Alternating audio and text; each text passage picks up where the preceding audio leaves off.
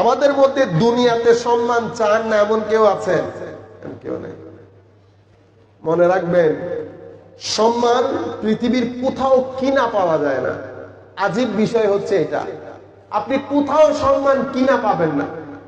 সম্মান তাকওয়া পরহেজগারির মধ্যে। যেই ব্যক্তির মধ্যে তাকওয়া আসবে সেই ব্যক্তিকে মানুষ সম্মান করবে, যেই ব্যক্তির মধ্যে চরিত্র আসবে সেই ব্যক্তিকে মানুষ সম্মান করবে। নাম্বার 1। নাম্বার 2, টাকা পয়সা রিস্ক বরকত না আসুক এমন কেউ আছে চায় না। আমার আল্লাহ নিজে বলছেন, তাকওয়া যেই তারিখ থেকে তোমার সিনার ভিতরে আসবে সেই তারিখ থেকে আমি তোমাকে ওয়াদা দিচ্ছি তোমার রিজিকের কমতি হবে না। আমি গায়েবী ভাবে ব্যবস্থা করব, আমি ব্যবস্থা করব তোমার রিজিক। তাইলে রিজিকের দায়িত্ব আল্লাহ নিয়ে নিয়েছেন।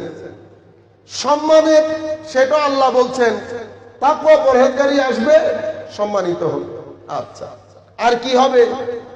আমার আল্লাহ বলছেন, যারা মাদ্রাসায় লেখাপড়া করেন তাদেরকে আমি শুধু লাইব্রেরিতে বসে কিতাবপত্রের জ্ঞান না, আমি অন্য একটা চ্যানেল থেকে জ্ঞানের ব্যবস্থা করে দেব। ব্যক্তি 2 জন, একই শিক্ষক, একই কিতাব, মজলিসের মধ্যে বসে কথা 2 ধরনের হয়ে যায়। কি হয়ে যায়? 2 ধরনের।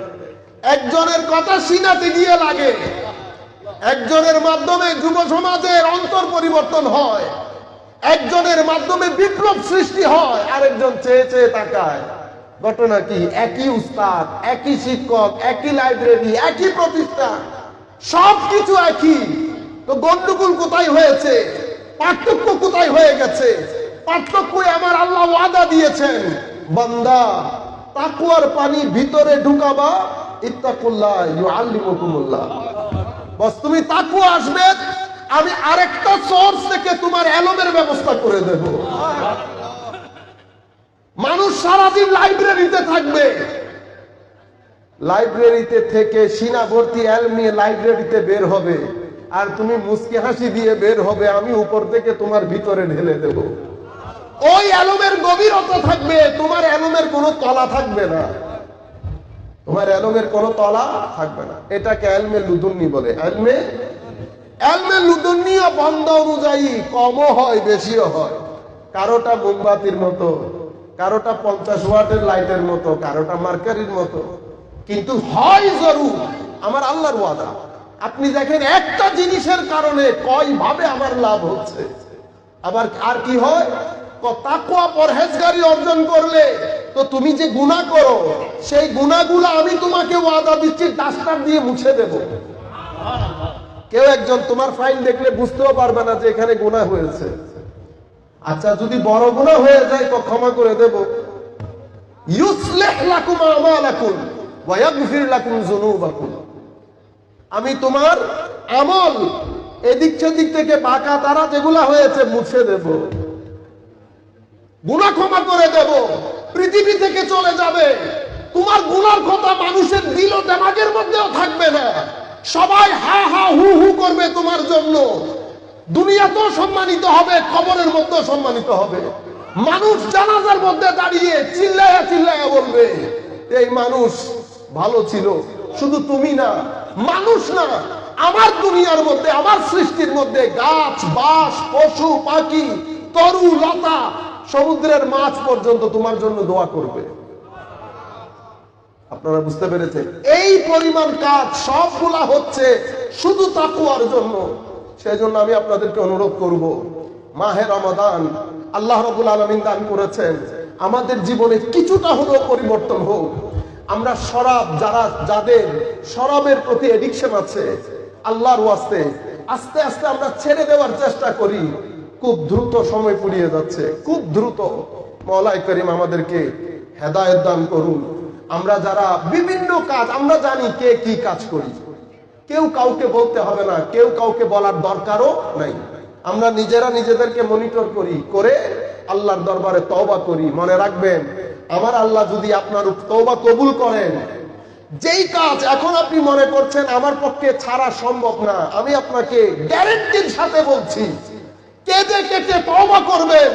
মাওলা যদি একবার নজর দিয়ে তাকায়, আমি আপনাকে বলছি আল্লাহর ইজ্জতের কসম, যেই কাজ এখন আপনি ছাড়তে পারছেন না, সেই একই কাজ আপনাকে টাকা দিলেও আমি করাইতে পারবো না।